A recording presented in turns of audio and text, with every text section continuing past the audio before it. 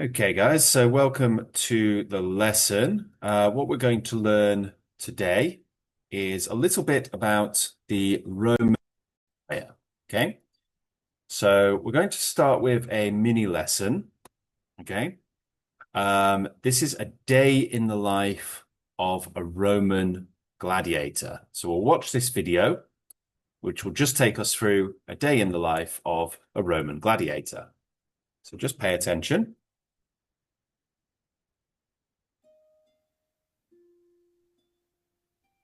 A day in the life of a typical Roman gladiator was intense, disciplined, and structured, blending rigorous training with moments of rest and reflection.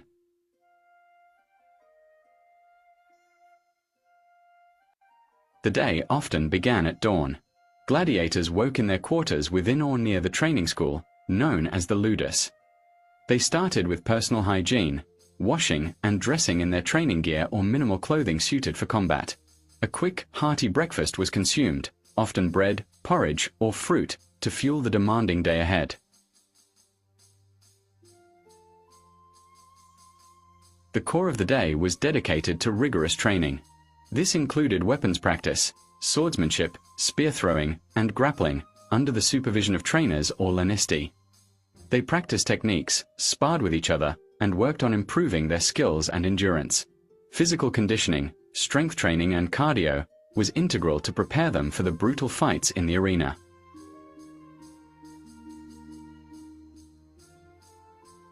After several hours of intense training, gladiators took a break.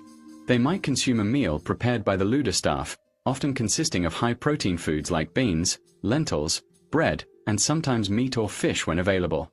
Rest was crucial to recover physically and mentally.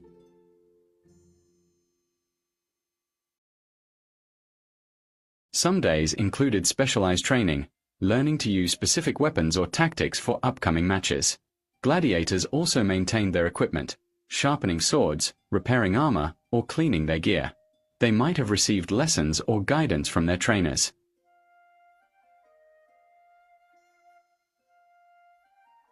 In their limited free time, gladiators could socialize with peers, share stories, or rest. They often reflected on their progress, mental preparation, and strategies for upcoming fights. Some may have had access to a healer or medic for injuries sustained during training.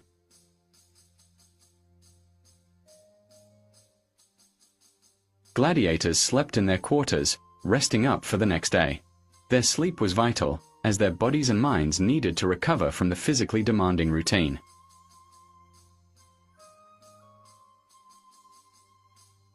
When a gladiator was scheduled to fight in an arena, their day would shift to focusing on mental preparation, reviewing tactics, and maintaining their combat readiness. The atmosphere on fight days was tense and charged with anticipation, with some gladiators praying or seeking mental focus before entering the arena. This routine highlights the combination of discipline, physical exertion, and limited leisure that characterized the life of a Roman gladiator, a life dedicated to combat, survival, and the pursuit of fame or freedom. Okay, guys, so that was just a little mini game. We're going to learn some of the vocabulary words from the short video there. So let's start with guess what, because that's a good game to learn vocabulary. So just bear with me one moment and I'll get that ready.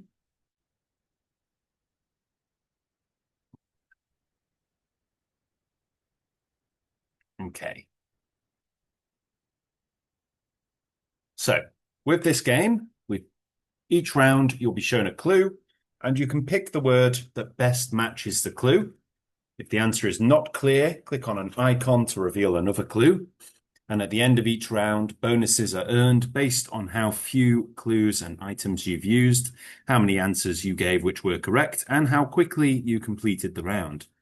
You'll earn money based on the score at the end of each round. And with money, you can get power-ups at the shop, and you can use these to help you when answering a question.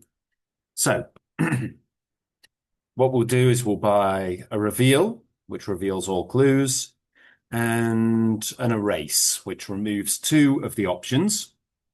So, guys, I want you to just write in the chat box or say out loud what you think the correct answer is. So we have a noun, and a similar word is groove, but that doesn't really help us very much. So let's have a clue. Let's have all of the clues. So we've got an image here of someone doing some press ups, some push ups. A related word is number, and the definition is standard or customary procedure or course of action. An example, his habits interfered with the daily of the business. Routine. What do you think it is? Routine. Routine is right. Well done. Routine. Great. Next, we have a noun, and a similar word is provision, which again isn't enormously helpful. So let's have a clue, shall we? A related word is precaution. And another clue gives us the definition, and the definition is the act or process of preparing. Preparation. Preparation. Yeah, very good. So when we say this word, we say it preparation rather than preparation. Preparation. Fantastic. All right, good job, guys. Let's try the next one. So now we have an adjective, and a similar word is hard. Hard meaning difficult. Any idea what the word could be? Endurance. It could be endurance, because endurance is related to the word hard. But I think we should have a few more clues first. Okay, so we've got the definition here showing strictness or sternness. Let's have another clue. We've got somebody exercising here. Endurance. It could be, like I say, but let's look at this. So right here we have an antonym. This is the opposite word. And the opposite of this is lax. So if something is not lax, as in lax meaning easy, relaxed, gentle, then the opposite word is rigorous. Rigorous. Yes, rigorous. So it's related. It's quite similar. You might see rigorous used in the same sentence as the word endurance quite often, but it's talking about something being strict or something being very difficult to do, something very intense. The soldiers were kept to a rigorous military regimen. Okay, next up we have a noun. The definition is anything designed or provided for a particular use. So we're talking about something that is made to be used specifically for one purpose. Anticipation. No. Anticipation is not what we're talking about. Anticipation is when we're thinking about something that will happen in the future. So it's a very different thing. Go on. Equipment. Equipment. Equipment, yeah. Equipment is anything that we need for a specific purpose. So we can see here we have a football, which is used for playing football, an American football or a rugby ball. Again, then we have a catcher's mitt, which is used for playing baseball or catch. Other equipment might be, in this case, in the context of gladiators and the Roman Empire, you might have swords or spears, shields, armor, that sort of thing. Other words could be supplies or implements. And the example here is you need to have special equipment for mountain climbing. Good job, guys. Doing well. Okay, next we have an intransitive verb. She needed time to something before making such an important decision. So this is talking about thinking. Tactics. No, not tactics. Reflect.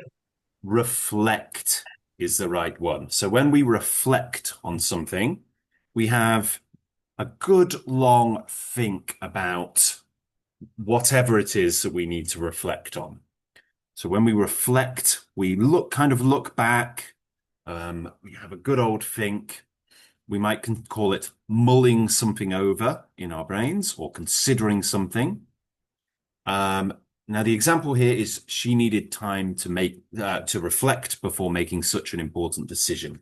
So she needed time to think about all of the good things and all of the bad things and what could go wrong, what could go right, what opportunities there are, and what losses there might be. All right, next two.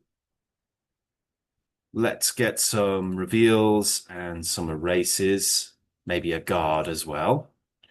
So next we have a noun, and a similar word is prediction. So prediction is when we try to guess what's going to happen in the future. Anticipation. That's right, yeah.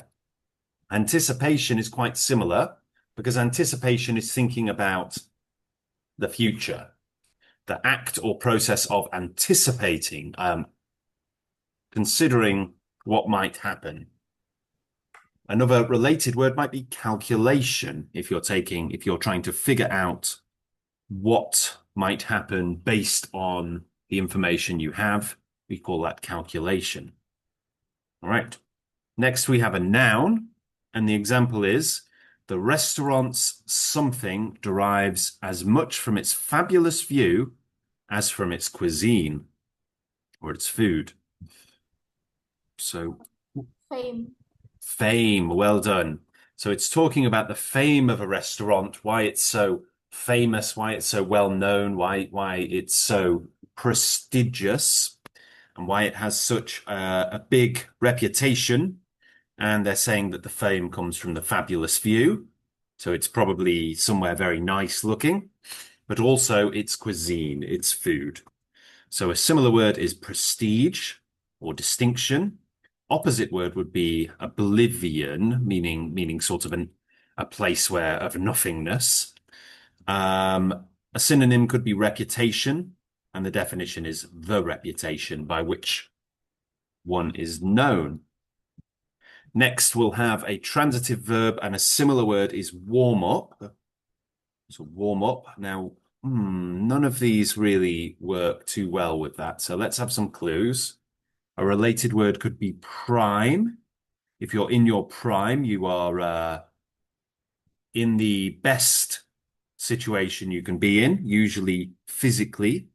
We talk about athletes being in their prime, in the best bodily, physical situation that they can be in. Let's have another clue. Definition: to make fit, healthy, or ready for use. So, sorry? Is hygiene. It's not hygiene. Hygiene is related to things being clean, which I can see. Obviously, you've looked at healthy and fit there, but this is more about, this is a verb which is talking about getting something into the right form so that it's as good as it can be. Condition. Condition, yeah. Now, condition isn't usually a verb. And teacher, I think condition is a noun. It can be, yeah, because you can talk about your condition. Equipment. So, no, it's condition. It's not equipment. But yes, it can be a noun. And I'm going to explain why, in this case, we're using it as a verb. So condition can be a noun. So you could say, I have a skin condition, or you could ask about somebody's condition, what is the condition of the car? It is broken, so yes, you can use it in that way. But in this case, it is actually a verb. To condition something is to get something ready, to get it fit, healthy, or ready. Okay. So quite often when you're preparing for a sporting event, you need to condition yourself to make sure that you're ready. So you might need to do strength conditioning or endurance conditioning. It's basically making sure that you are ready and in the right condition to deal with whatever challenges you face. So you can see here, we would use the continuous version of this verb. He's conditioning himself for the upcoming race. How do you condition yourself for a race? Well, you have to practice running. You have to practice endurance. You have to practice aerobics, cardio. Okay, next we have another noun, and a similar word is regulation. So a regulation is like a law. So let's have a few clues, shall we? So the example here is getting up before dawn to run several miles each morning requires what? Discipline. Yes, but we need to pronounce it this way. Discipline. So it's a soft I each time. Discipline. Okay, Discipline. that's right. Well done. Discipline. Very good. And discipline is control or determination brought about by training and self-control. So, I don't know if you're familiar with the term disciple, but a disciple is a follower. Someone who follows something or someone is a disciple. So discipline is learning to follow, learning to get things done. So to control and regulate yourself. Okay, now we have a transitive verb and an intransitive verb. And a related word is intensify. So to intensify something is to make it stronger, more effective, more intense. What word could that be, do you think? Sharpen. Sharpen is right, yeah. Because when we sharpen a knife, we make that knife more intense. We make it more effective. We make it better at cutting. So the definition here is to make or become sharp or sharper. And another word is wet. Wet. To wet something is to sharpen a blade. So when you sharpen a sword, you use what's called a whetstone. Now that's not wet like W-E-T, as in, wet from water. It's wet with an H, meaning to sharpen something. And the opposite word is dull. When a knife is dull, or when a sword is dull, it doesn't cut very well. Okay. Fantastic job, guys. Let's buy some more powers with the money we've earned. Next, we have a noun. And the definition, the science concerned with promoting health and preventing illness. So what can we do to not get sick?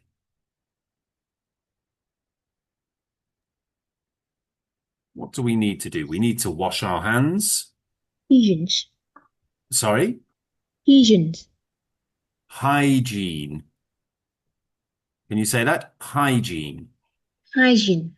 Very good. So hygiene is anything related to keeping ourselves healthy and preventing illness. So why do we wash our hands regularly? It's to stop the spread of germs. When we sneeze, we cover our mouths to stop the spread of germs. If we're sick, we can wear a mask to stop the spread of germs. This is all related to hygiene. Okay. It's also things like cooking things properly, and ensuring that things are done safely from a point of view of health. Next, we have a plural noun, and a synonym is campaign. So that's quite hard, isn't it? Campaign. What do we mean by a campaign?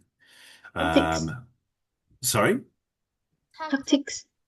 Tactics. It could be tactics, because tactics is related to military campaigns. But let's have a look. Let's take away a couple of them. Ooh, so it's either discipline or tactics. And those are both sort of military words. So it could be that that it's one of these. Another related word, campaign. Okay, we have a definition now. The science of maneuvering military forces against an enemy. So, tactics is the right word. So, tactics are something they're methods of basically getting something done, usually in a military context. So, tactics are part of a strategy. They're plans you can make, short-term plans, short-term, almost like tricks to try to beat an enemy or outmaneuver an enemy. Tactics. Okay. Next, we have an adjective.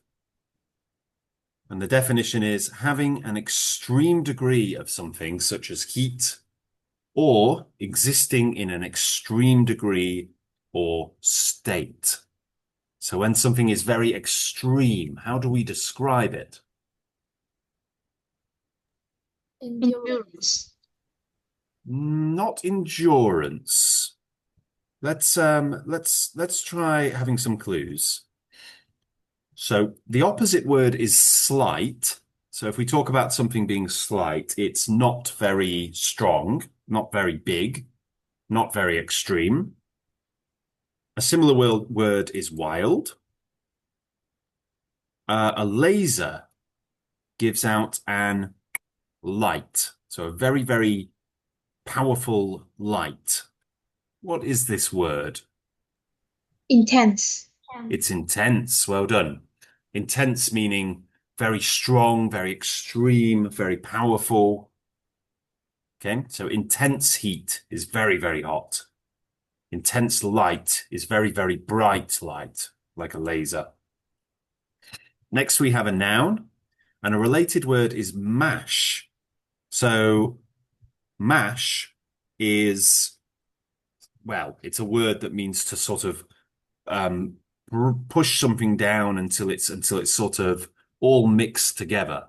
But you could, quite often you might hear people say mash, referring to mashed potatoes. So this is sort of related to that because this is a similar type of food where it's kind of all mixed together. Porridge. It's porridge, yeah, very good. So this is boiled cereal grains or meal, such as oatmeal, usually eaten with milk or maybe water, maybe some honey, maybe some chopped up fruit. Other times porridge can be made with grains of rice or other things. But yeah, it's a very carbohydrate heavy meal. Next, we have a noun, and a similar word is stamina. So stamina is for how long you can keep going, how long you can keep running, how long you can keep fighting, how long you can keep lifting weights. Endurance. Endurance is the word, yeah. So endurance and stamina are very similar words. Here's an example. Their mother's endurance of the hardships in her life was something her adult children could only wonder at. So they're saying that the mother was able to endure some of the hardest things in life. And the definition is the act, condition, or capacity of functioning under prolonged stress. Very good. All right, doing really, really well there. Now let's try a slightly different game where we're going to fill in some examples here. Okay. So first of all, we have anticipation. So you can just say or write down the answer, 1, 2, 3, or 4. You don't have to say the full thing, full definition. Anticipation, what is it? 4. It's number 4, yeah. Thinking about the future. Okay.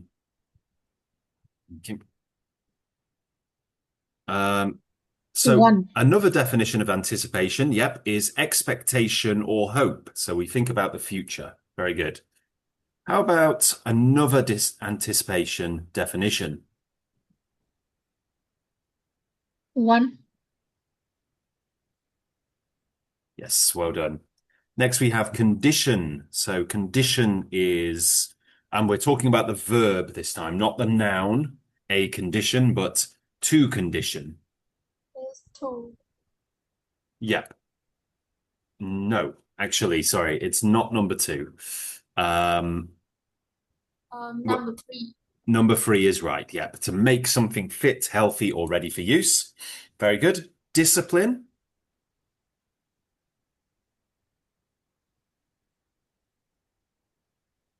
What is discipline?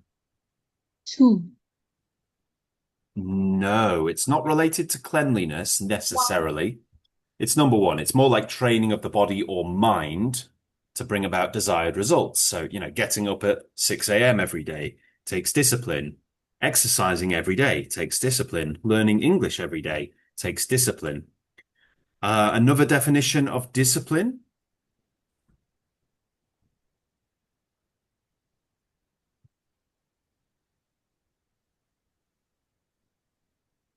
Another Two. Number two, yep, control or determination brought about by training, self-control. Another definition of discipline.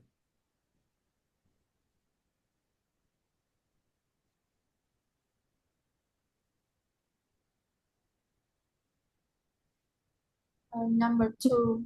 Number two, because you can discipline somebody else. And when we discipline someone else, we are training or causing them to act in accordance with rules or guiding principles.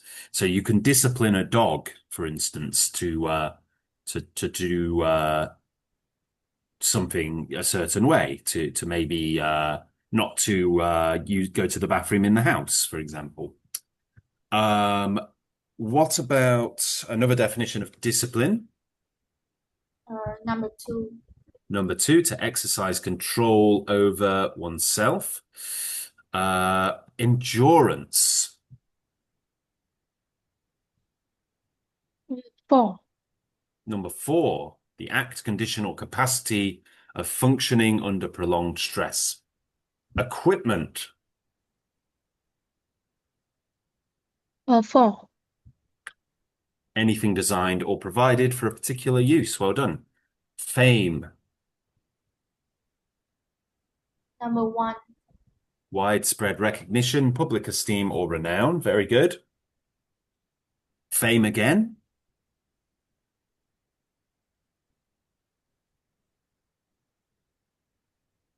Two. It's two, the reputation by which one is known. Hygiene.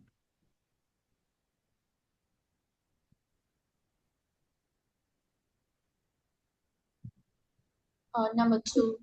Number two, the science concerned with promoting health and preventing illness. Very good. Hygiene again.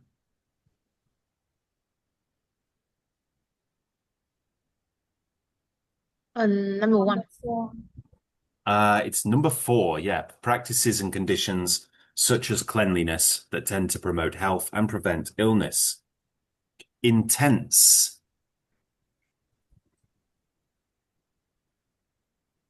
One. Number one, having an extreme degree of something such as heat. Intense again. One. Number one again, strong. Intense again. Two. Strong or profound in effect. Very good. Porridge. Two. Number two, boiled cereal, grains, or meal. Preparation. Two. Number Number one. two, it's actually number two, the act or process of preparing. Preparation again.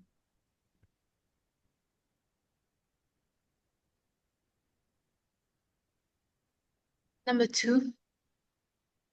Number three, state of readiness. Number one. No, we wouldn't use it with a plural verb. So we know we don't say preparations very often, not for the verb form, only for the noun form. Like preparations were made, but that would be noun form. So it's a state of readiness, is preparation, in a state of preparation. Reflect.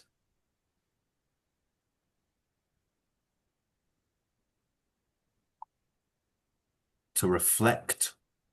Number 3. Number 3, and we would normally say to reflect on. Very good. Rigorous.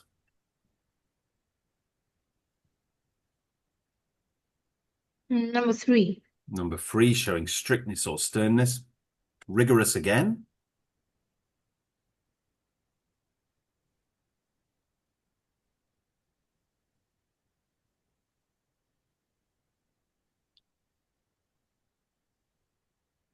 Any idea? Number 3. Actually, no, it would be number 1. So thoroughly accurate or precise. So sometimes when we describe something as being rigorous, we're talking about going to a lot of effort to make sure it's accurate and right. So you could say they, if you wanted to use the adverb rigorously, you could say they rigorously checked all of their sources for their thesis. Routine.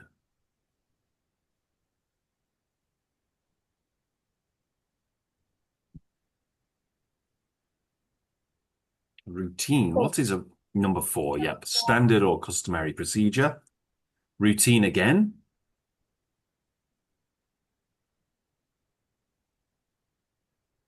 Number 3. Number 3, it can be sometimes if something is routine, we can do it without really thinking about it. And again, routine one more time. Number 4. That could be a routine, training of the body or mind, but that's actually related to discipline. This one would be in accordance with customary or standard procedure. So this is a routine check. Another definition of routine.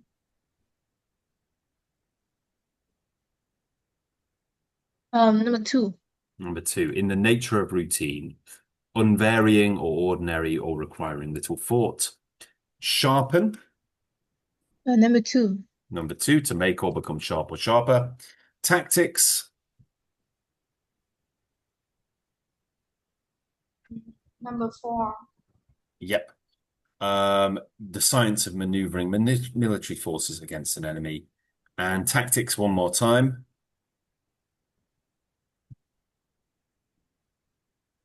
Number 4. Number 4, skillful maneuvers for any kind of advantage. Fantastic work, you guys.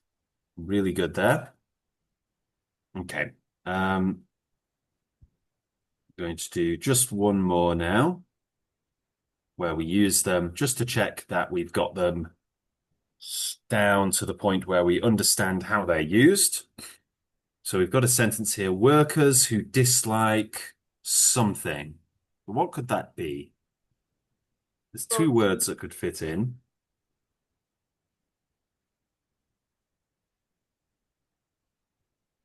Routine. It could be routine. It could also be discipline. The soldiers were kept to a military regimen. There's 2 words that could fit there. No, there's 1 word, sorry.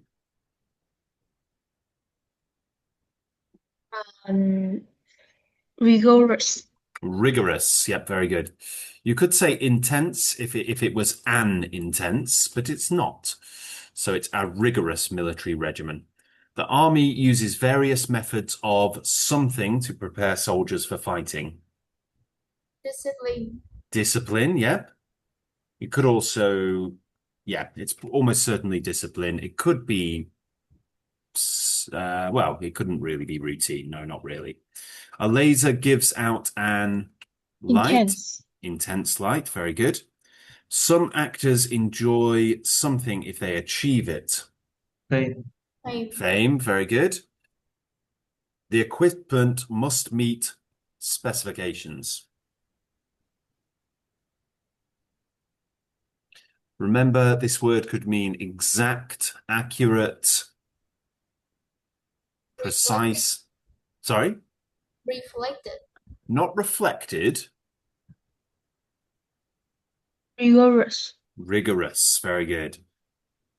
He on the problem for quite some time.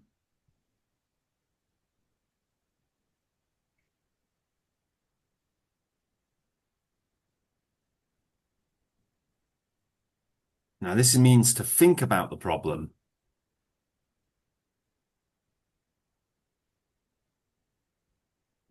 What could it be? Reflected. Reflected on the problem for quite some time. Great. She's trying to herself to avoid snack foods. Discipline. Discipline herself. So we're using it as a verb there. Something precautions against fire. Equipment. Not equipment. Precautions are things that we do or we have in place to prevent something from happening. So in this case, fire. It's a description of those things. So it's a description of a noun. So we need an adjective. Rigorous. It could be rigorous. It could also be routine. Rigorous. I think we'll go with rigorous. It could be either, to be honest. It could be routine precautions against fire, as in doing fire drills regularly. That would be a routine precaution. Or it could be rigorous precautions against fire, meaning that you've gone to great efforts to put precautions in place to prevent a fire from happening. He keeps his golf clubs and other sports something in this closet. Tin. Equipment. Yep, equipment. Great job, guys. Doing really well.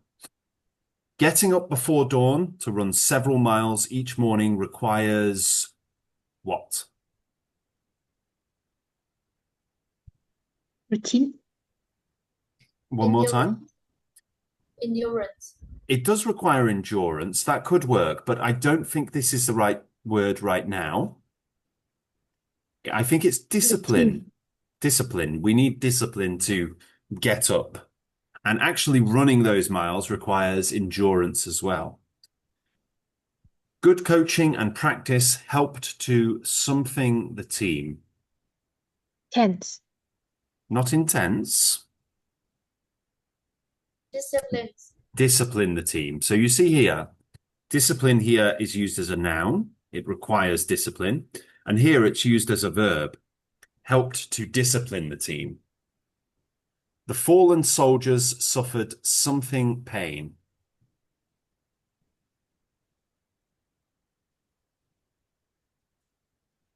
Intense. Intense pain. Very good.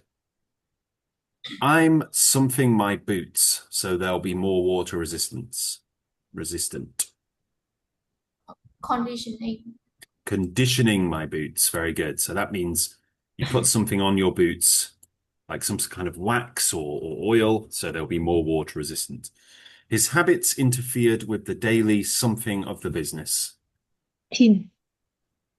The daily routine of the business. Very good. Difficult times test our something, but we will make it through this.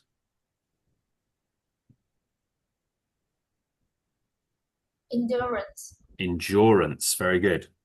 The restaurant's something derives as much from its fabulous view as from its cuisine. Fame. Fame. Very good. He has to himself to work more effectively. Discipline. Discipline, and we're using it as a verb there again. Their mother's something of the hardships in her life was something her adult children could only wonder at. Discipline. Not discipline. So she's made it through the hardships, the difficult times in her life. Endurance. Endurance. Very good. Great physical something is needed to run a marathon.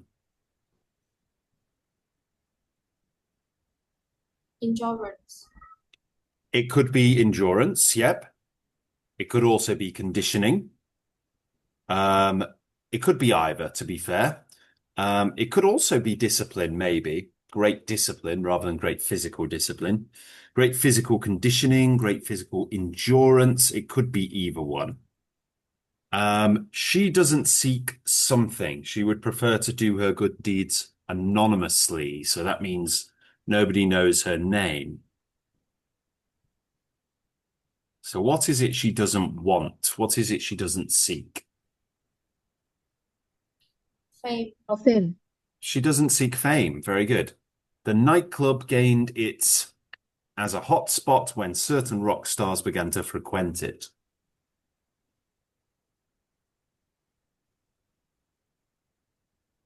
Intense.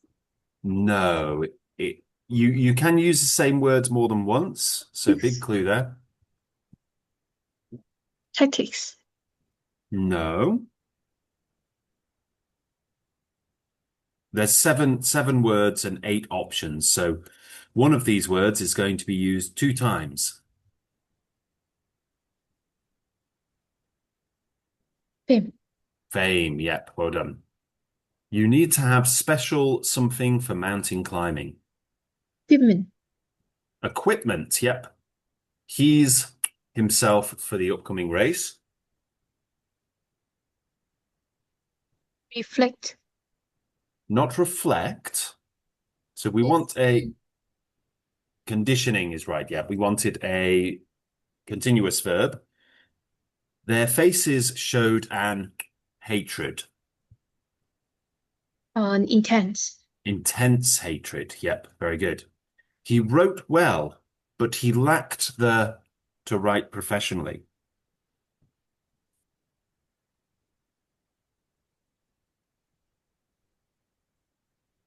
Fame. Not the fame to write professionally. What they're saying is he didn't have, sorry, Tactics. not the tactics. He couldn't write professionally because he couldn't just sit down and write every day. Conditioning. Not conditioning, Discipline. discipline. Yep. Needed the discipline to sit down and do it every day. She needed time before making such an important decision. Tactics. No, Intense. no. Reflect. Reflect. Yep. So you need to think, reflect, ponder, consider before making such an important decision. And then finally, his for getting a raise were good. Conditioning. Nope. Tactics.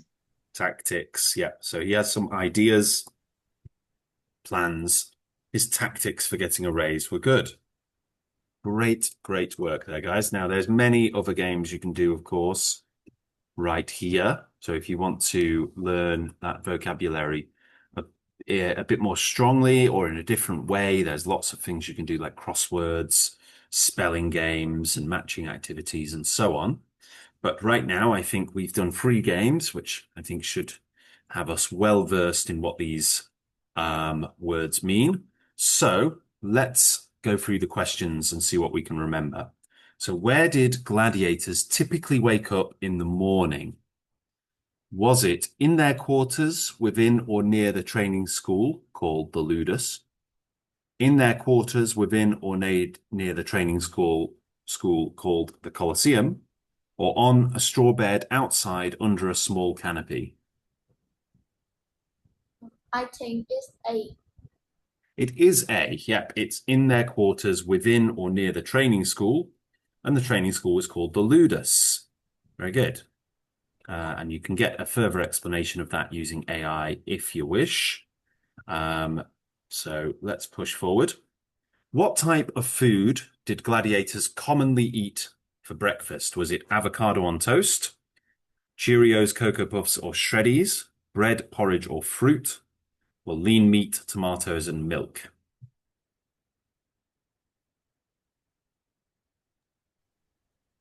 Bread, produce, or fruit. That's right, bread, porridge, or fruit, because we need things like porridge, which has complex carbohydrates, which improve our endurance. So again, you can explain that further if you want more of an explanation using the AI. What activities constituted the core of a gladiator's day, the main part of a gladiator's day? Was it basic hygiene, such as brushing teeth, showering, and flossing, going for a walk, drinking coffee, and eating a light meal, or rigorous training, including weapons practice, swordsmanship, spear throwing, and grappling? Rigorous training, including Yes, it's rigorous training, including all of the aforementioned things. Who supervised the gladiators during their training sessions? Was it the Lannister, the Emperor, or nobody at all? Nobody. It was somebody.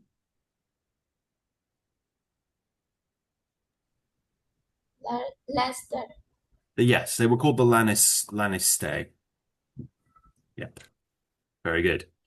What kinds of foods were commonly included in a gladiator's meal after training? Low protein foods like corn, tomatoes, bread, and sometimes cheese or snacks when available.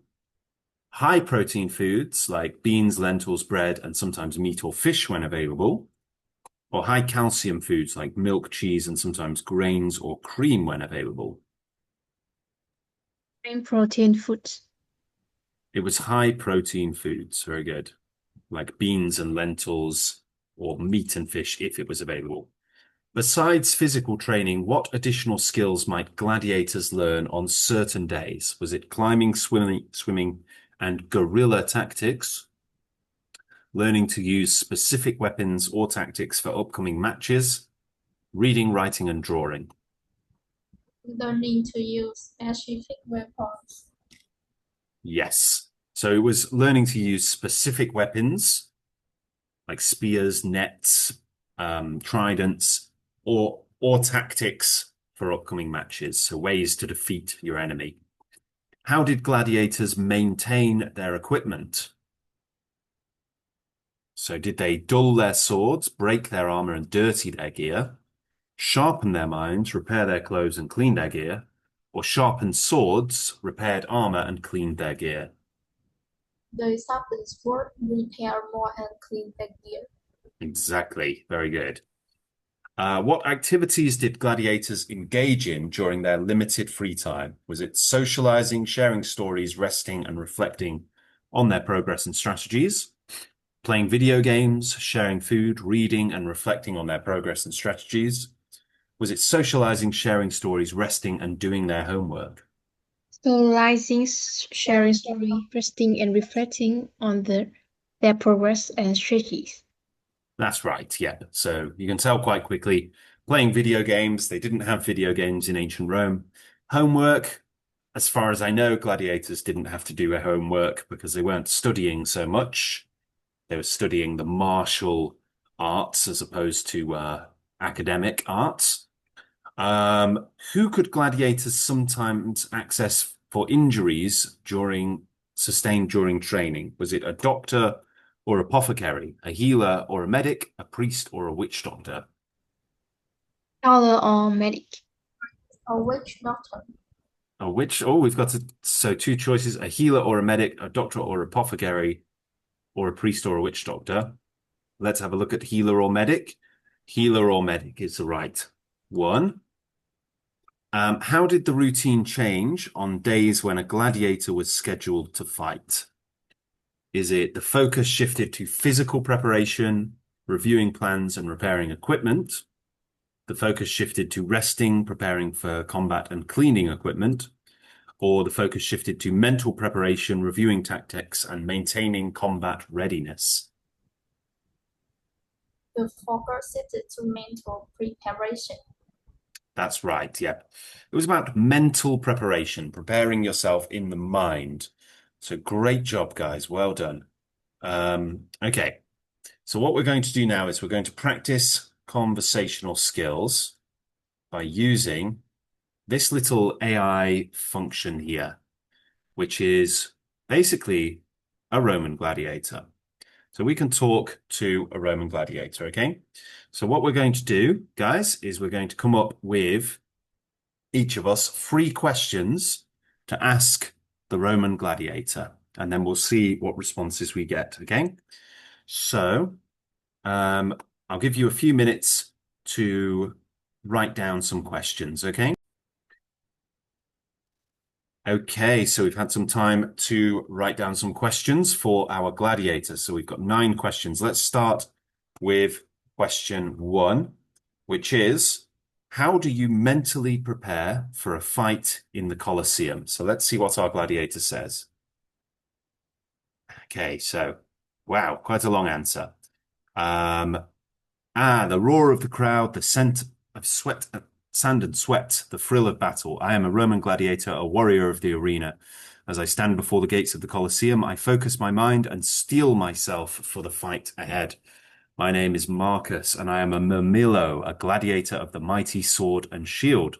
I have trained tirelessly, honing my skills with gladius and scutum, perfecting my technique in the ludus, the gladiatorial school. But mental preparation is just as crucial as physical prowess. I begin by clearing my mind, letting go of distractions and doubts. I visualize my fight, imagining my opponent's strengths and weaknesses. I see myself victorious, my sword slicing through the air, my shield deflecting every blow. I feel the rush of adrenaline, the surge of confidence that comes with knowing I am a skilled fighter.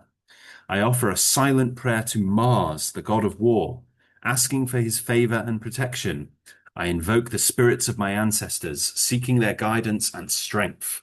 I am not just fighting for myself, but for my familia, my fellow gladiators, and the glory of Rome. As I walk into the arena, the roar of the crowd becomes a deafening din. I focus on the sound of my own breathing, the pounding of my heart. I am a warrior, an instrument of war, and I will not be swayed by the whims of the crowd. I glance at my opponent, sizing him up, searching for any weakness. I am a student of the game, always adapting, always improvising. I will use every trick, every tactic to emerge victorious. And yet I am also aware of my own mortality. I may not leave the arena alive, but if that is my fate, I will die with honor. My sword in hand, my shield on my arm. For a gladiator, there is no greater glory than to die in the service of Rome, in the pursuit of victory. I take a deep breath, feeling the weight of my armor, the grip of my sword. I am ready. I am a Roman gladiator, and I will not be defeated. So there we go. We've got an answer there. So let's try question number 2. How strict is the discipline of the Lannister who train you? So, all right. The discipline of the Lannister. It is a harsh and unyielding regime, one that forges a warrior from the very depths of his being. Our Lannister, the master of the Ludus, is a man named Gaius. He is a seasoned gladiator, a veteran of countless battles, and his experience is etched on his face like the scars on my own body. Gaius is a hard man, unforgiving and demanding. He pushes us to our limits, testing our endurance, our strength, and our will to survive. The training regimen is brutal. We rise before the sun for a series of rigorous exercises. Running, jumping, and strength training. We practice with wooden swords. Our movements choreographed to perfection, our strikes precise and deadly. The Lannister watches our every move, correcting our technique, punishing our mistakes. A mistake in the arena can be fatal, and Gaius drills this into us every day. He is merciless but fair. He knows that a gladiator's life is short and that our time in the arena is fleeting. He pushes us to be better, to be faster, to be stronger for our own survival.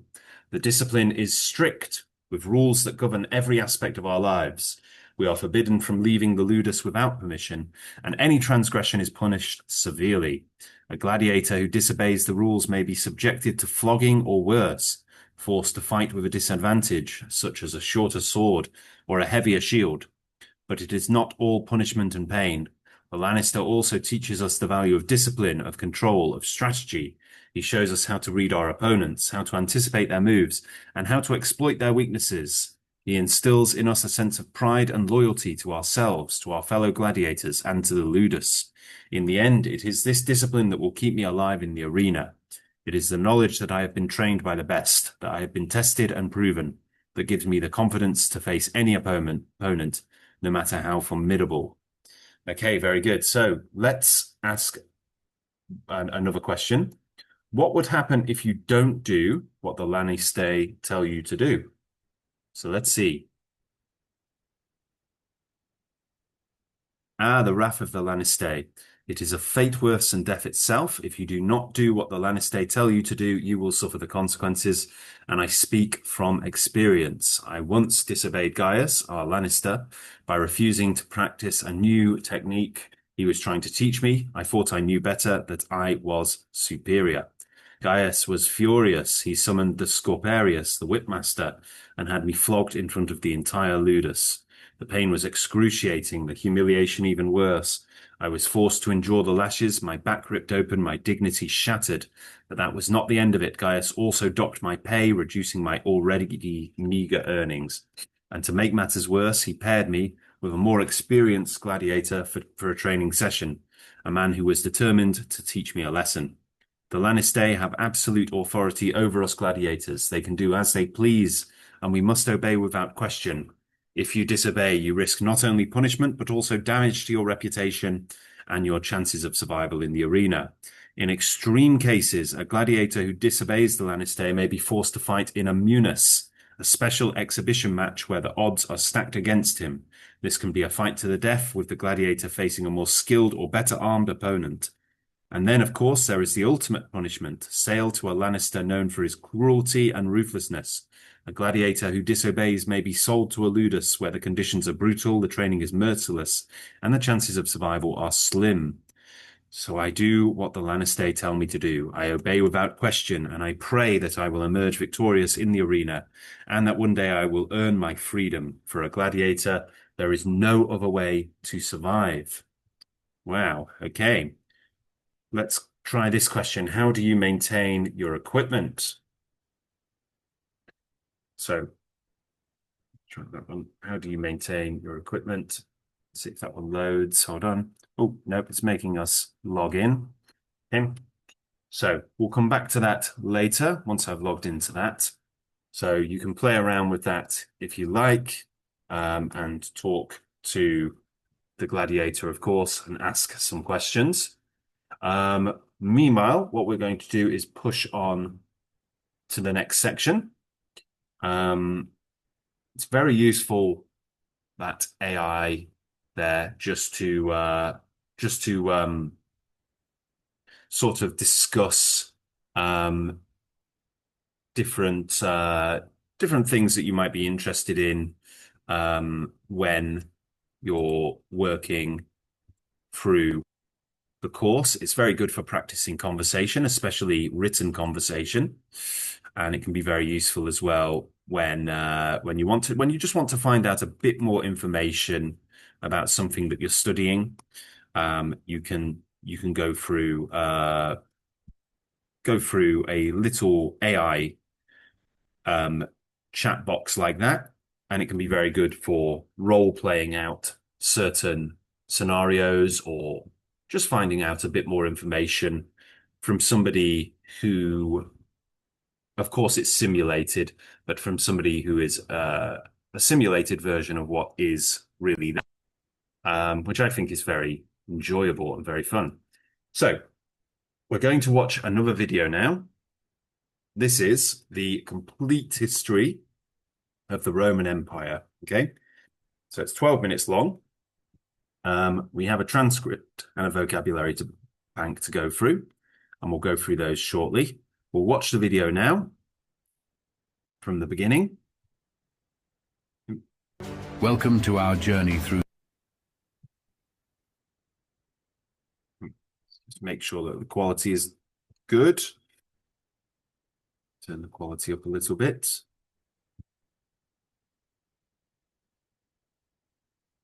Okay. Welcome to our journey through the fascinating history of the Roman Empire, a civilization that shaped the course of Western history for centuries. In this video, we will delve into the rise, peak, and eventual fall of one of the most powerful empires the world has ever seen. The Roman Empire, established in 27 BC and lasting for over 500 years, left an indelible mark on the world through its advancements in governance, engineering, art, and culture. Understanding the history of the Roman Empire is crucial in comprehending the foundations of modern society and governance systems. Today, as we navigate a complex global landscape, the lessons from Roman history remain relevant. By exploring the triumphs and challenges faced by the Romans, we can gain insights into issues of power, leadership, and societal dynamics that continue to shape our world. Throughout this video, we will uncover the stories of legendary figures such as Julius Caesar, Augustus, and Cleopatra, as well as pivotal events like the Punic Wars, the rise of Christianity, and the eventual fall of the empire. Join us as we unravel the mysteries and marvels of the Roman Empire, a civilization that continues to captivate and inspire us to this day. Founding of Rome, unraveling the legendary origins and establishment of the Roman kingdom. The founding of Rome is steeped in myth and legend, with one of the most famous tales being that of Romulus and Remus, twin brothers raised by a she-wolf who went on to establish the city of Rome. This mythical origin story symbolizes the blending of indigenous Latin and Sabine cultures that laid the foundation for the Roman civilization. From its humble beginnings as a small settlement on the banks of the Tiber River, Rome grew into a powerful kingdom under the rule of legendary kings such as Romulus, Numa Pompilius, and Tarquin the Proud. However, the monarchy eventually gave way to a more democratic form of governance with the establishment of the Roman Republic in 509 BC. The transition to a republic marked a significant shift in Roman politics, with power being shared among elected officials known as consuls, senators, and tribunes. This period saw the rise of influential figures like Julius Caesar, a brilliant military strategist and politician who played a pivotal role in the downfall of the Republic, and Augustus, who became the first emperor of Rome and ushered in a new era of imperial rule. Roman Republic, unveiling the political structure, expansion, and conflicts of an era. During the Roman Republic era, the political landscape was defined by a complex system of governance that balanced power between various institutions. At the heart of this system was the Roman Senate, a council of elders who advised on matters of state and played a crucial role in shaping Roman policy. The two annually elected consuls served as the highest-ranking officials in the Republic, wielding executive authority and leading the Roman legions in times of war. One of the most defining periods of the Roman Republic was the series of conflicts known as the Punic Wars, fought against the powerful city-state of Carthage. These wars, spanning over a century, resulted in Rome's territorial expansion across the Mediterranean and solidified its status as a dominant force in the ancient world. Amidst these tumultuous times, military leaders like Scipio Africanus and Marius emerged as key figures in Roman history.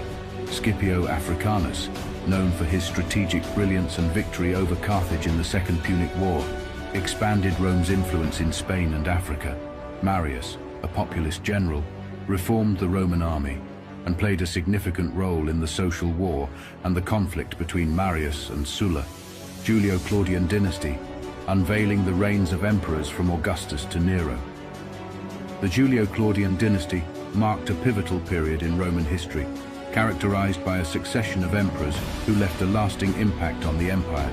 Augustus, the first emperor of Rome, ushered in an era of relative peace and stability known as the Pax Romana. His reign saw significant architectural projects, such as the rebuilding of Rome, and cultural developments that laid the foundation for the flourishing of Roman art and literature. Tiberius succeeded Augustus and faced challenges in maintaining the empire's prosperity.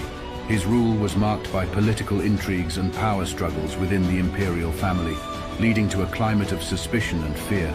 Caligula, infamous for his erratic behavior and cruelty, further destabilized the empire with his tyrannical rule and extravagant projects. Claudius, often underestimated for his physical disabilities, proved to be a capable emperor, overseeing the conquest of Britain and implementing important legal reforms. Nero, the last emperor of the Julio-Claudian dynasty, is remembered for his extravagance, persecution of Christians, and the Great Fire of Rome, Pax Romana, embracing peace and prosperity in the Roman Empire. The Pax Romana, or Roman peace, was a period of relative tranquility and stability that spanned approximately 2 centuries during the height of the Roman Empire. This era characterized by minimal internal strife and limited external conflicts, allowed for economic prosperity and cultural flourishing to thrive across the vast expanse of the empire.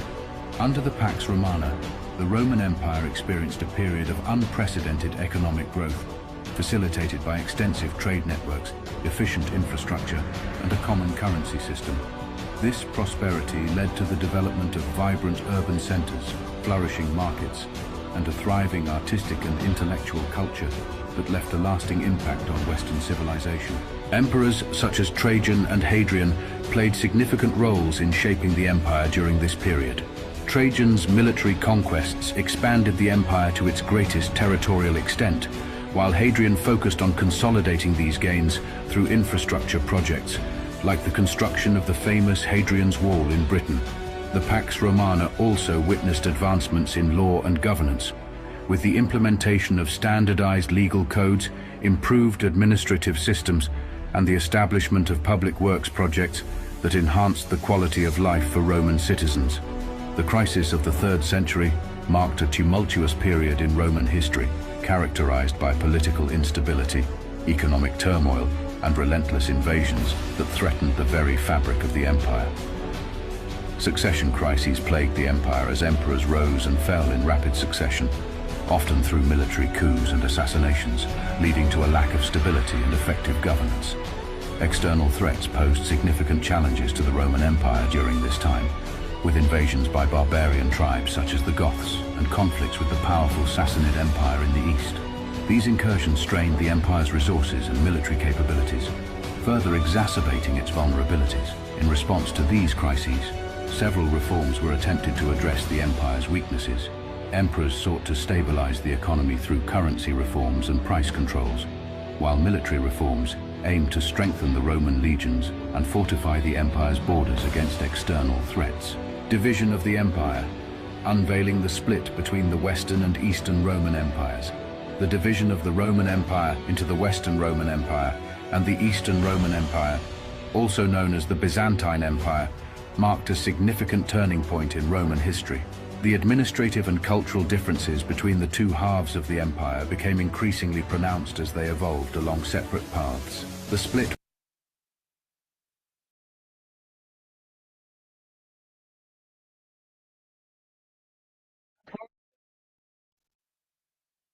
was driven by a combination of political, economic, and military factors. The Western Roman Empire faced challenges such as internal strife, invasions by barbarian tribes, and economic decline, leading to its eventual collapse in 476 AD. In contrast, the Eastern Roman Empire, with its capital in Constantinople, thrived as a center of trade, culture, and learning, enduring for nearly 1,000 years beyond the fall of the West. Key emperors and events played pivotal roles in shaping the division of the empire.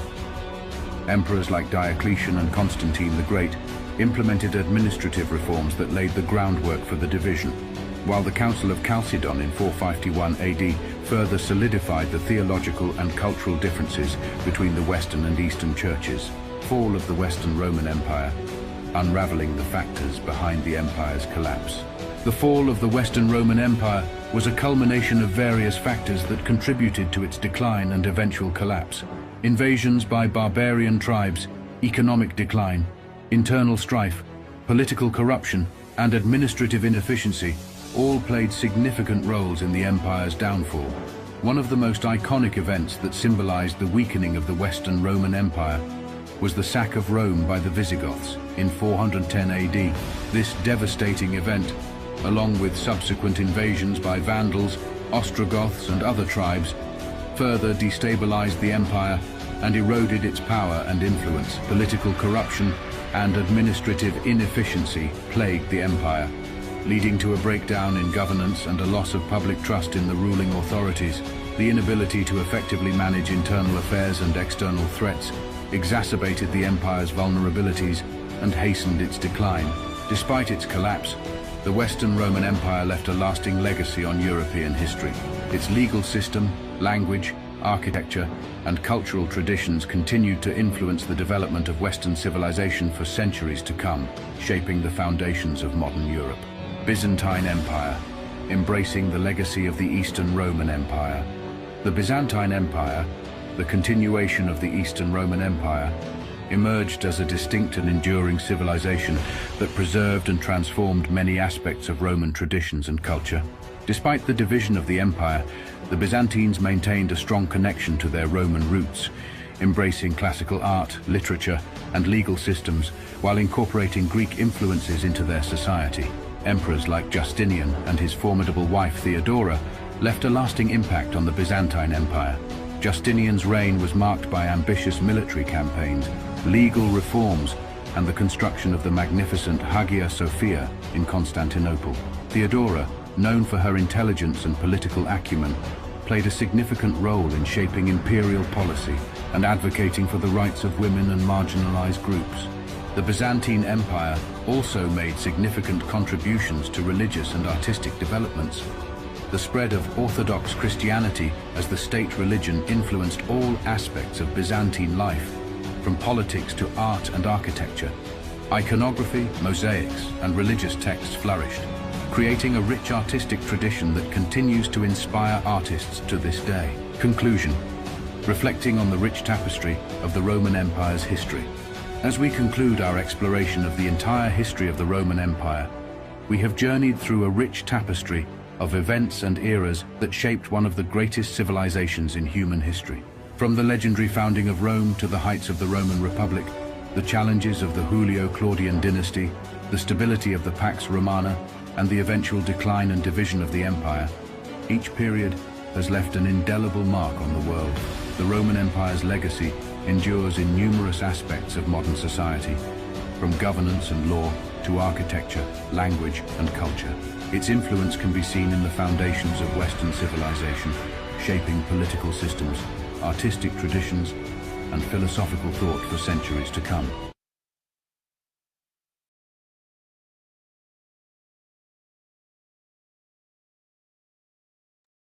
Okay, so guys, we've got a transcript to read through now, which is the entire history of the Roman Empire. So we can see this transcript right here with various words pulled up, which will be defined on the next section, which is the vocabulary bank. So here we have the transcript, and we'll have a look through that a little bit later. What I'd like to do first, though, is have a look at the vocabulary bank so we can see various words to learn, which can help us to understand the text a little bit better. Okay. So just bear with me one moment while I get these words ready.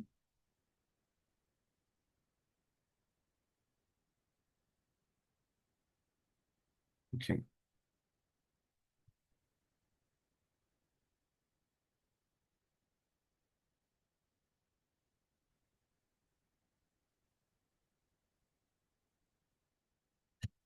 Right, so I put the words in the chat box for you there. Let's go through some games now. So let's start with a simple game of tic-tac-toe. Okay. So let's start by choosing a square. So just to make this a bit simpler, let's have squares A, B, and C. And then we'll have squares 1, 2, and 3. So let's bring that one up a little bit. Okay, so let's start by choosing a square. Can someone choose a square for me? Like A1 or B2 or C3 or any of the squares? I choose A1. Great choice, A1. Okay, so this is, and we've got to be quick, the act, process, manner, or power of exercising authority and control, government. What could the word be? Quickly. Come on, guys. Oh, too late. Okay, we didn't get that one. Let's try another word. Sorry, another square. So which square should we choose? B2. B2, okay. Anything that is passed down or received from ancestors or from people who have come before. Legacy. Legacy is the word. Well done. Okay, so we got that square. Let's choose another one. B1. B1, okay. A story, theme, or personage that may or may not be factual, preserved in oral or written form as an embodiment of a people's ideals and accepted truths. So this is Five. it's a myth. Yeah, a myth. A Myth. story that may or may not be true, usually related to the folklore or culture of a country. Very good. Choose another square, guys. B3. B3. Okay. To strengthen or secure, make solid or stable. Legacy. Consolidate.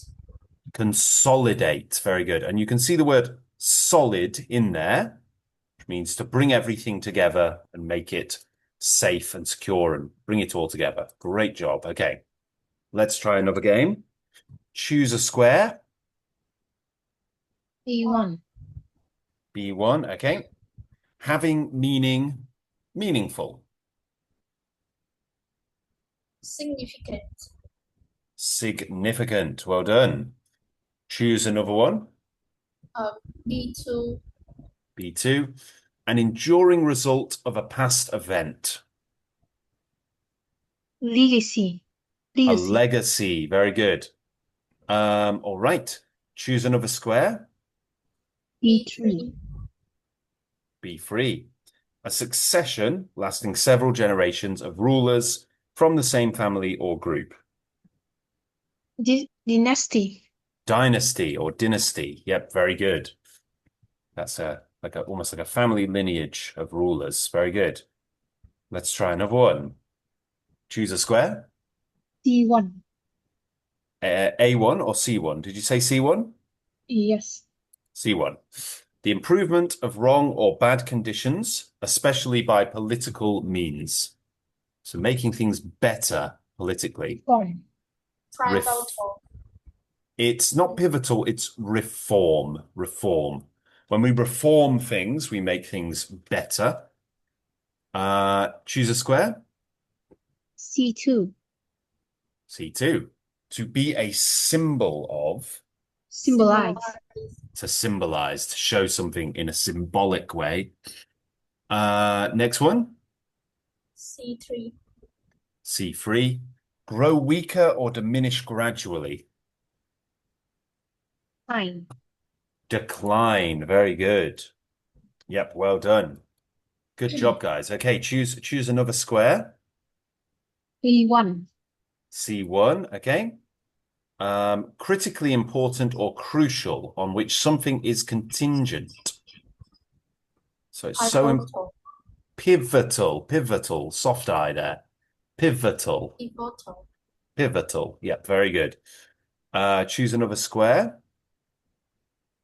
C2. C2, okay. Making or leaving a permanent mark. Indelible. Indelible is right. Well done. So something that leaves a permanent mark. Very good. Choose another square. C3. C3. Okay, good. To combine into a whole or mass. To unify. Legacy. It's not legacy. Consolidate. Consolidate. Yep. To make one thing solid. Yep. Very good, guys. Good job. All right. Let's try another one. Choose a square. A1. A1. Good. Not prideful or pretentious. Modest. Humble. Humble. Very good. Choose another square. A2. A2. Okay. Incapable of being removed or obliterated. Permanent. Something that won't go away. Indelible. Indelible. Very good. Indelible. Choose another square. A3. A3. The state of being vulnerable, a weakness. Vulnerability. Vulnerability. Very good. All right, good job, guys. All right, choose a square. B1. A1. Anything contributed or created by someone who is no longer living or active and which continues to be of influence or impact. Might. Not a myth, no. Legacy. Legacy. Yeah, what is left after you die. Right, very good. Choose another square. A2. A2. Movement downwards. Decline. Decline. Very good. Choose another square. A3. A3. Very good. An act of entering into the territory of others with the intention of overtaking. An act or Invasion. an invasion. Well done. Spectacular, guys. We're really good. Okay, choose another square.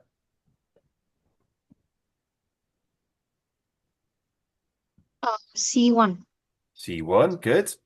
A story or body of stories based on tradition or legend originating in the oral history of a pre-literate society and incorporating its beliefs about the Myth. origins of the world. It's a myth. Yep, very good. Choose another square. B1. B1, okay. To become unified or strengthened. Dynasty. Consolidate. Very good. Consolidate. Choose another square. A1. A1, okay. Having consequence or import. Important. Significant. Significant. Very good. Doing really well, guys. Great job. Okay, fantastic. See that? We did really, really well there. Okay, let's try a different game. Okay. Let's try a crossword this time. And we'll take away those annotations on the board. Okay. So, first of all, we have one across, and this is movement downward. What could that be? Decline. Decline. Great. Let's try two down. Making or leaving a permanent mark.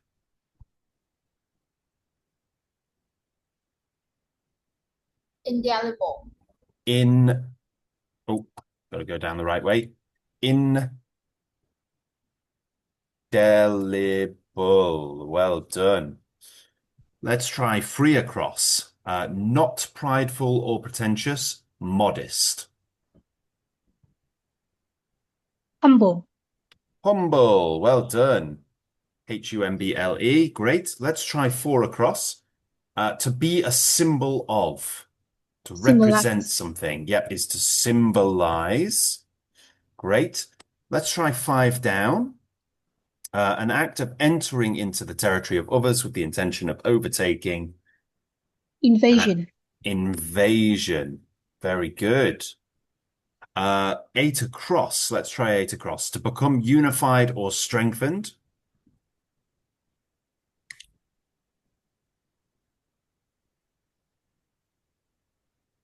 To become... Indelible. No. Indelible is more like being permanent. This is more about bringing everything together into one solid group. Consolidate. That's great. Consolidate. Fantastic. Six across. Let's try it. Incapable of being removed or obliterated. Permanent.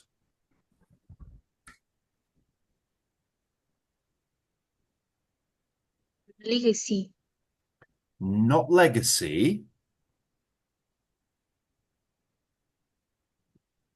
It's one we've already had in this crossword. Invasion. Not invasion.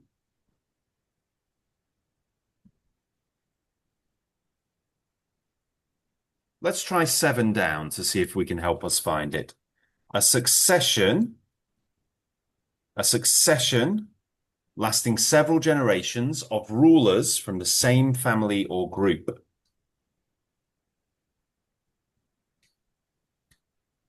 Dynasty. Dynasty. Well done. Very good. Now let's see if that helps us. So we've got 6 across, something D, and it means incapable of being removed or obliterated. Indelible. Indelible. Well done. Indelible. Great job. Let's try 13 across now. So this is the state of being vulnerable. Vulnerability. Vulnerability is right. In state of being weak or having a weakness. Let's try 14 down. So 14 down. An enduring result of a past event. Legacy. Legacy. Fantastic. Great job. Let's try 16 across. The act, process, manner, or power of exercising authority and control. Governance. Governance is right. Well done. Let's try 18 across. To strengthen or secure, to make solid or stable.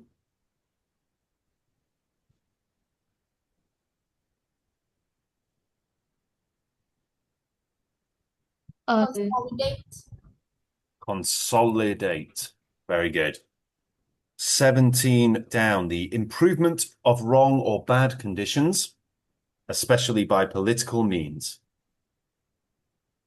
Decline. Not decline. Decline means to go down. Legacy. Not legacy, no. Think about the definition rather than the letters. So, reform. Yep, very good. All right, let's try 20 across. Myth. It's myth. Well done. Yep. So stories based on tradition or legend. 11 down. Critically important or crucial. Invasion. Not invasion. So think about the definition rather than where the letters are. But something that is so important that if this doesn't happen, then all the rest of it won't happen either. Pivotal. Pivotal. Very good. Pivotal. Like this. Great. 10 down. Anything that is passed down or received from ancestors or from people who have come before.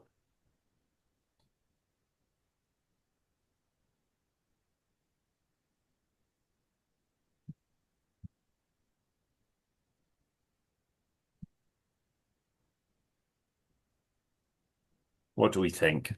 Legacy. Legacy. Very good. 9 down. To grow weaker or diminish gradually. Decline. Decline. Well done. 12 down. Anything contributed or created by someone who is no longer living and active, which continues to be of influence or impact.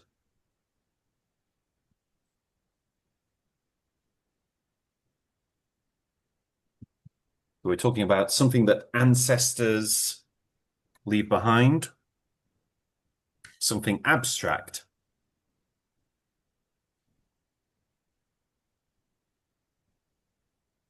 Pivotal. No, not pivotal. Think about the thing that is left behind, the stories that are left behind. Legacy. Legacy, very good. Okay, let's try 15 down. Having meaning, meaningful.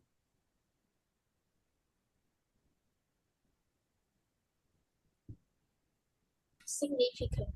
Significant, very good. Let's try this one now. 15 across, having consequence or import, something that's important. Significant. Significant again. Very good. 21 across, combine into a whole or mass, unify. Consolidate. Consolidate. Very good. And then 19 down, a story, theme, or personage that may or may not be factual, preserved in oral or written form as an embodiment of a people's ideals and accepted truths. Myth. It's a myth. Very good. Great job, guys. Well done. So there we go. We've got all of our words there, and we've learned them very, very well. Let's move back. Okay. All right. Let's try let's try the matching fill in the blank. Let's try. So fill in the blank. We're going to try to use these in the correct place. Okay. So the German something of Poland took place in 1939.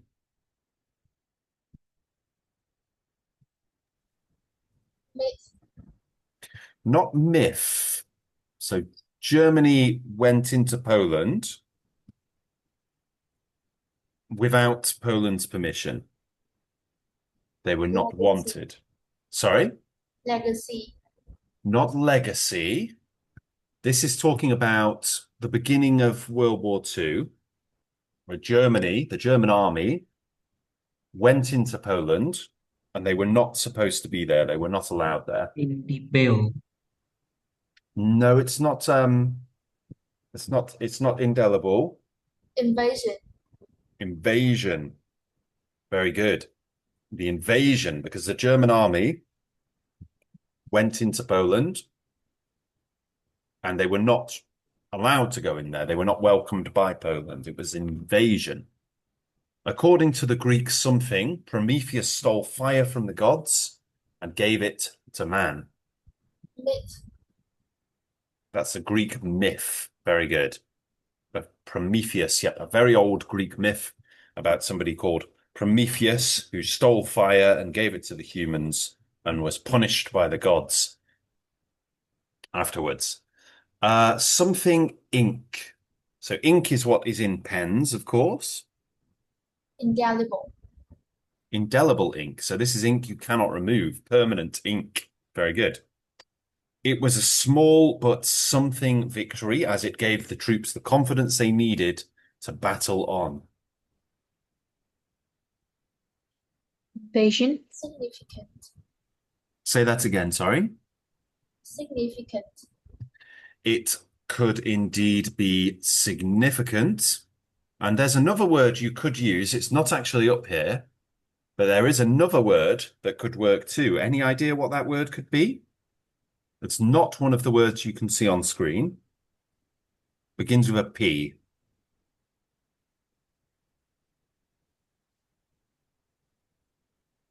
You could also use the word pivotal, a pivotal victory, because pivotal means that a pivotal victory in a war is the difference between winning the war and losing the war.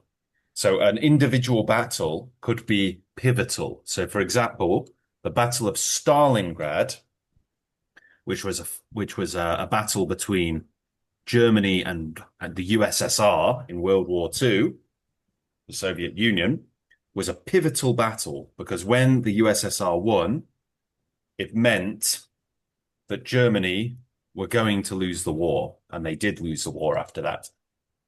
Next, her position as leader. Consolidated. Very good. Consolidated her position as leader.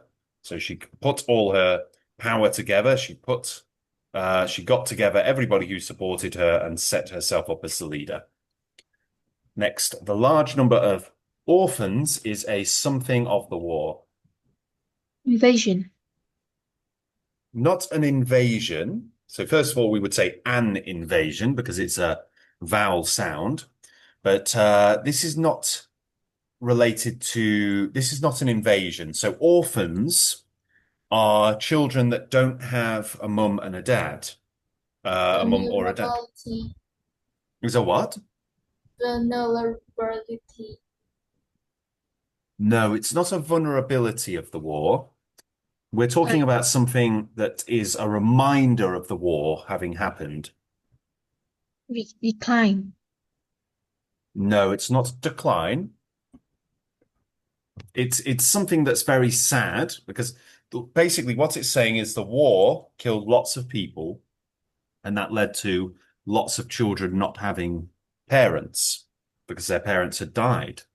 And then after the war ended, what we have is lots of orphans. Indelible. No, it's not indelible. This is what we need is a noun. Okay. Legacy. Legacy. Yep. It's a legacy of the war. It's what's left over after the war is lots of children without parents. So it's a very sad sentence, isn't it? It was a beautiful house, but I worried about its two hurricanes. Consolidating. Consolidating. No. So hurricanes are natural disasters, huge amounts of wind blowing a house down. So even though the house is very beautiful, it's very weak because a hurricane could knock it down. Decline. So what are we talking? Not decline. When we're talking Declining. about the weakness of something. Declining. No, not declining. We're talking about weakness. Vulnerability. That's the one. Vulnerability to hurricanes. Oh, clicked on the wrong one.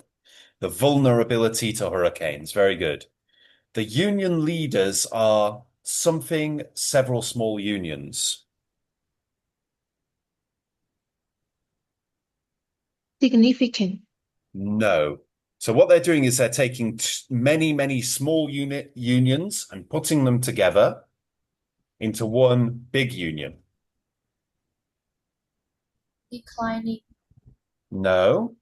What do we do when we take lots of things that are far apart, put them together into one solid group? Consolidating. That's the one, consolidating. We use the continuous verb there. My father's health is something, and he can no longer live alone. Decline. Declining. Very good. This chart shows the something in profits over the last 6 months.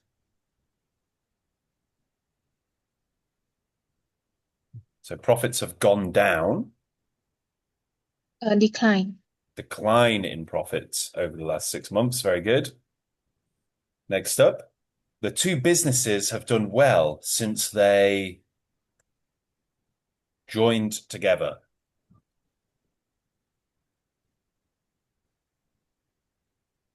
Consolidated. Consolidated. Very good. There are various surrounding King Arthur.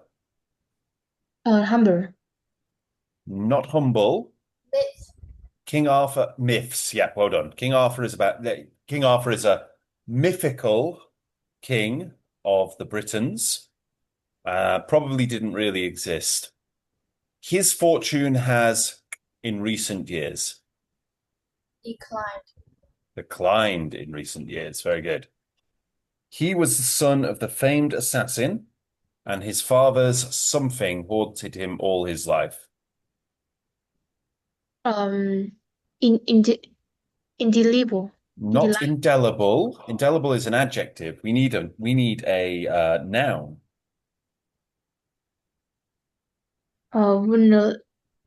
Not vulnerability. So he was the son of a famed assassin. So an assassin is someone who kills people for money. Legacy. So legacy, yeah. So his father's legacy as a murderer haunted him his whole life. So it was hard to for people to forget. This esteemed university is the great of its enlightened founder.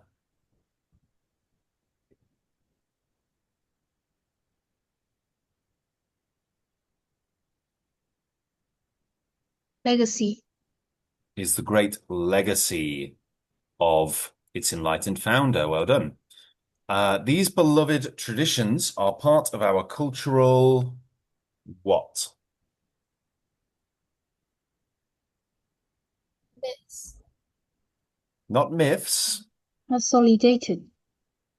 Nope.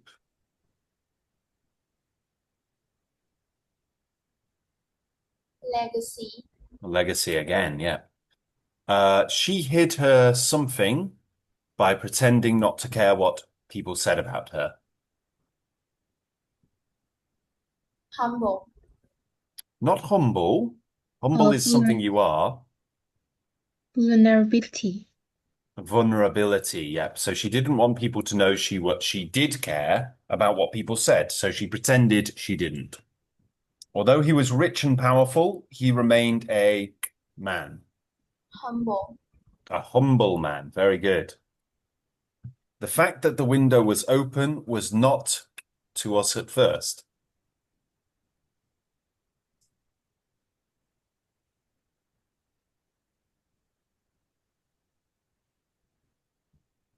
Consolidated. No.